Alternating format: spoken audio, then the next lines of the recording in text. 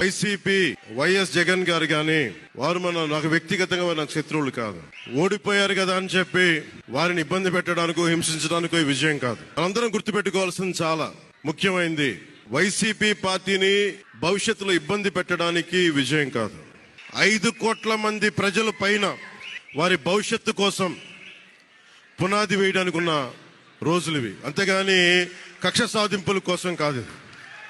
మనందరం ముఖ్యంగా జనసేన పార్టీ నాయకులు కానీ, జనసేన మద్దతుదారులు కానీ, జనసేన వీర మహిళలు కానీ, జనసేన నాయకులు కానీ గుర్తుపెట్టుకోవాల్సింది, ఇది కక్ష సాధింపు సమయాలు కాదు. 5 కోట్ల మంది ప్రజల కోసం పనిచేసే సమయం ఇది. 5 కోట్ల మంది పైచిలకు ఆంధ్రప్రదేశ్ విభజన జరిగినప్పటి నుంచి ఈ రోజు దాకా మనం నలుగుతూనే